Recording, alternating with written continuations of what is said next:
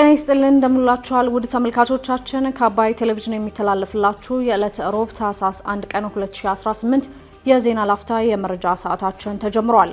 በነዳጅ ምርቶች ላይ ይጣላል የተባለው የ30 በመቶ ግብር ሐሰተኛ መሆኑን የነዳጅና ኢነርጂ ባለስልጣን ማስታወቁን የሀገራዊ ምክክር ኮሚሽኑ የታጠቁ ኃይሎች በአጀንዳ ማሰባሰብ ሂደት ለማካተት ያደረገው ጥረት ውጤት የተጠበቀውን ያህል እንዳልሆነ ማስመዝገቡን እንዲሁም የህወሓት ቡድን የመቀሌ ቅርንጫፍ ማህተምና የባንክ አካውንት በኃይል እንደተነጠቀ የትግራይ ዓለም አቀፍ ምሁራንና ባለሙያዎች ማህበር ማስታወቁን ጨምሮ ሌሎች መረጃዎችን ይዘናል። ከዜናዎቹ ጋር ራቢያ ከድር አብራችሁ ቆይታ አደርጋለሁ። አብራችሁን ቆዩ። የሀገራዊ ምክክር ኮሚሽኑ የታጠቁ ኃይሎችን በአጀንዳ ማሰባሰብ ሂደት ለማካተት ያደረገው ጥረት ውጤቱ የተጠበቀውን ያህል እንዳልሆነ አስታወቀ።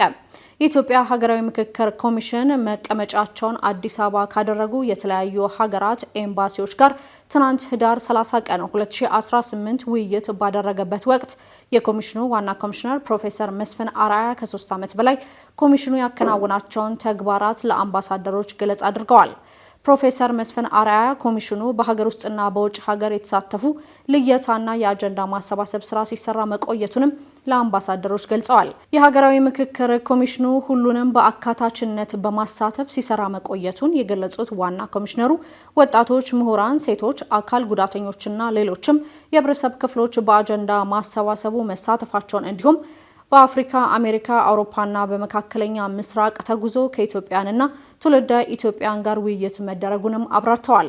ይሁን እንጂ ኮሚሽኑ በአጀንዳ ማሰባሰብ ሂደት ያጋጠሙትን ተግዳሮት መኖራቸውን ፕሮፌሰር መስፍን አርአያ ገልጸው በተለይም የታጠቁ ኃይሎች በአጀንዳ ማሰባሰብ ሂደት ለማካተት የተደረገው ጥረት የተጠበቀውን ያህል አለመሆኑንና በትግራይ ክልል አጀንዳ ማሰባሰብ አለመቻሉ ኮሚሽኑ ከገጠማቸው ተግዳሮቶች መካከል መሆናቸውን ኮሚሽኑ በድረገጹ ላይ ባጋራው መረጃ አስፍሯል።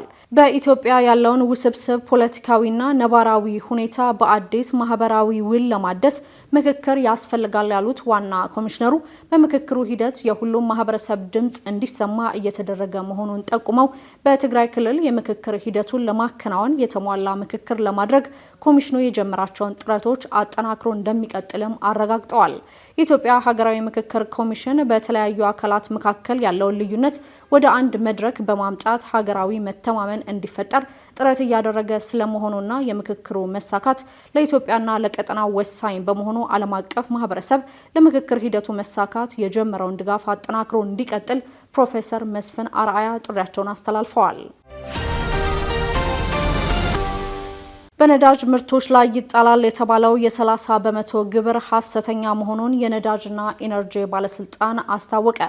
ከታህሳስ ወር 2018 ጀምሮ በነዳጅ ምርቶች ላይ የሚተገበር የ30 በመቶ ግብር እንደማይኖር የነዳጅና ኢነርጂ ባለስልጣን ገልጿል። የነዳጅና ኢነርጂ ባለስልጣን ዋና ዳይሬክተር ዶክተር ደስታው መኳንንት ከታህሳስ ወር 2018 ጀምሮ በነዳጅ ምርቶች ላይ የ30 በመቶ ግብር ይጣላል በሚል መረጃ በማህበራዊ ሚዲያዎች ላይ ሲዘዋወር መቆየቱን፣ ነገር ግን የመረጃ ሐሰት መሆኑን ለሪፖርተር ገልጸዋል። የገንዘብ ሚኒስቴርን ጨምሮ በጉዳዩ ላይ በየትኛውም የመንግስት አካል የተሰጠ መግለጫ እንደሌለ ማረጋገጣቸውን የገለጹት ዋና ዳይሬክተሩ ይጣላል የተባለው ግብር በማህበራዊ ሚዲያው ላይ የተፈጠረ እንጂ የነዳጅና ኢነርጂ ባለስልጣንም የሚያውቀው ከዚህ ወር ጀምሮ የሚጣል ምንም አይነት የግብር ጭማሪ እንደማይኖር፣ መንግስትም ይህንን የማድረግ እሳቤ እንደሌለው መሆኑንም ተናግረዋል።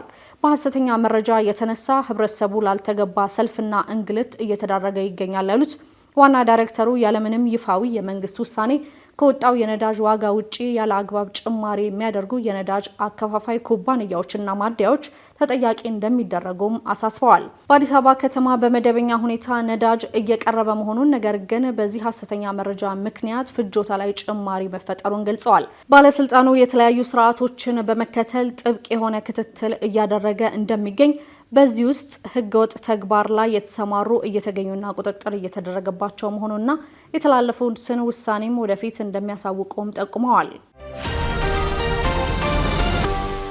የህወሓት ቡድን የመቀሌ ቅርንጫፍ ማህተምና የባንክ አካውንት በኃይል እንደነጠቀው የትግራይ ዓለም አቀፍ ምሁራንና ባለሙያዎች ማህበር አስታወቀ። የትግራይ ዓለም አቀፍ ምሁራንና ባለሙያዎች ማህበር ወይም GSTS ባወጣው መግለጫ ህዳር 22 ቀን ማንነታቸው ባልታወቁ የቦርድ አባል ነን በሚሉ ግለሰቦች ሐሰተኛና አሳሳች መግለጫ በስሙ እንደወጣ አስታውቋል። እንዲሁም ህዳር 24 ቀን 2018 በመቀሌ በሚገኘው ቅርንጫፋቸው አሳፋሪና ጸያፊ ድርጊት ተፈጽሟል ብሏል። ማህበሩ በመግለጫው ህዳር 24 በመቀሌ ከሚገኘው ቅርንጫፍ የማህበሩ ማህተምና የባንክ አካውንት በኃይል መነጠቁንም አንስቷል። ይህ ድርጊት የፈጸሙት ደግሞ የህወሓት ቡድን አባላት መሆናቸውን የምሁራንና ባለሙያዎች ማህበር ገልጿል። በኢትዮጵያና በዓለም አቀፍ ደረጃ ህጋዊ መንገድ የተመዘገበ የሲቪል ማህበረሰብ ድርጅት መሆኑን የጠቀሰው ማህበሩ እኔ የማልቆጣጠረው ምንም አይነት ገለልተኛ ተቋም በትግራይ ውስጥ መኖር የለበትም የሚለው የህወሓት ቡድን በማህበራችን ላይ ህገወጥ እርምጃ ወስዷልም ብሏል። ድርጊቱን ያወገዘው ማህበሩ ባለድርሻ አካላት የትግራይ ተወላጆች በሙሉ እንዲህ አይነቱን ዝርፊያ እንዲያወግዙም ጥሪውን አስተላልፏል። በተፈጸመው ድርጊት ላይ ማህበሩ ህጋዊ እርምጃ ለመውሰድ ውሳኔ ላይ መድረሱን አንስቶ ተቋማዊ ነጻነቱን ጠብቆ የትግራይን ጥቅም ለማስጠበቅ መስራቱን እንደሚቀጥልም አስታውቋል። እንዲሁም ከህዳር 22 ቀን ወዲህ የተነጠቀውን ማህተም በመጠቀም ከመቀሌ ቅርንጫፎች የሚወጡ መግለጫዎች በሙሉ አይወክሉኝም ብለዋል። የወላይታ ህዝብ የዘመን መለወጫ በዓል የሆነው ጊፋታ በዩኔስኮ የዓለም ቅርስነት ተመዘገበ። በህንድ ኒው ዴሊ 20ኛው የተባበሩት መንግስታት የትምህርት የሳይንስና የባህል ድርጅት ወይም ዩኔስኮ የማይዳሰሱ የባህል ቅርሶች ጥበቃ ኮሚቴ ጉባኤ ተካሂዷል።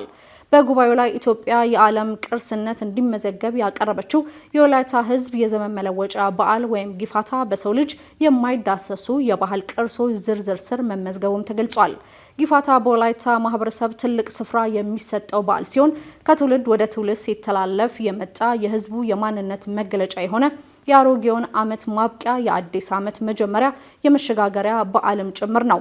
ጊፋታ የዩኔስኮ ቅርስ በሰው ልጆች ወካይ የማይዳሰስ ቅርስነት ለመመዝገብ ያስቀመጣቸውን 5 መመዘኛዎች አሟልቶ ተገኝቷልም ተብሏል። በዓሉ እድሜ፣ ጾታ፣ ሃይማኖትና ማህበራዊ ደረጃን ሳይለይ እንደሚያሳትፍ የቅርሱ ተሳታፊዎች ጥሩ ደረጃ ላይ እንደሚገኝ እንዲሁም በትምህርት ቤቶችና በሚዲያዎች ለትውልድ በመሸጋገር ላይ የሚገኝ እንደሆነም ተመላክቷል።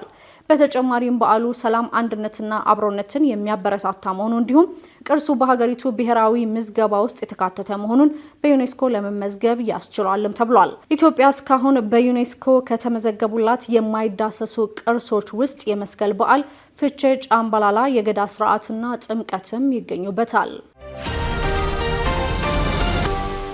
ትራምፕ የአውሮፓ ሀገራት መሪዎችን ደካማ በማለት ወቅሰው ዋሽንግተን ለዩክሬን የምታደርገውን ድጋፍ ልትቀንስ እንደምትችል ጠቆሙ። ከአሜሪካ ፖለቲካው ዲጂታል ጋዜጣ ጋር ቃለመጠይቅ ያደረጉት ትራምፕ የአውሮፓ ሀገራትም በመበስበስ ላይ ያሉ በማለት ወርፈዋቸዋል። እነዚህ ሀገራት ስደትን መቆጣጠር ወይም ዩክሬን ከሩሲያ ጋር የገባችበትን ጦርነት ለመቋጨት ጥብቅ እርምጃ አልወሰዱም ብሏል። ዩክሬን እስከምትወድቅ ድረስ እንድትታገል አድርገዋታልን በማለት ከሰዋል። ለትራምፕ ንግግር ምላሽ የሰጡት የዩናይትድ ኪንግደም የውጭ ጉዳይ ሚኒስቴር መከላከያ ላይ የሚደረገው ኢንቨስትመንትና አህጉሪቱ ለዩክሬን የምታደርገው የገንዘብ ድጋፍን በመቀነስ አውሮፓ ውስጥ የሚታየው ጥንካሬ መሆኑንም አስገንዝበዋል። የውጭ ጉዳይ ሚኒስቴሩ አክለውም ትራምፕና የዩክሬን ፕሬዝዳንት ቮሎዲሚር ዘለንስኪን በመጥቀስ ለሰላም እየሰሩ ነው፣ ፕሬዝዳንት ቭላዲሚር ፑቲን ደግሞ እስካሁን ድረስ በድሮንና በሚሳኤል ጥቃት ግጭቱን የበለጠ ለማባባስ እየፈለጉ ነው ብለዋል። ትራምፕ በአውሮፓ ላይ አዲሱን ትችታቸውን ያሰሙት የአውሮፓ መሪዎች በዩክሬን የሚደረገውን ጦርነት ለማስቆም ስለሚደረገው የጋራ ጥረት ለመወያየት በለንደን ከተሰባሰቡ ከአንድ ቀን በኋላ ነው። አውሮፓ ጦርነቱ እንዲቋጭ ማድረግ ትችል እንደሆነ የተጠየቁት ትራምፕ ያወራሉ ግን አይፈጽሙም፣ ጦርነቱ ደግሞ እንዲሁ መሄዱን ቀጥሏልን ብለዋል። የአሜሪካ ባለስልጣናት ከሳምንት በፊት ከዩክሬንና ሩሲያ ባለስልጣናት ጋር የተናጠል ንግግር በማድረግ ጦርነቱን ለማስቆም ሞክረዋል። እስካሁን ድረስ ግን ምንም አይነት ስምምነት ላይ አልተደረሰም። የተለያዩ መረጃዎችን ያደረስንበት የዕለቱ የዜና ላፍታ የመረጃ ሰዓታችን የተከታተላችሁትን ይመስል ነበር። አብራችሁን ስለነበራችሁ ከልብ እናመሰግናለን። በያላችሁበት መልካም ቀን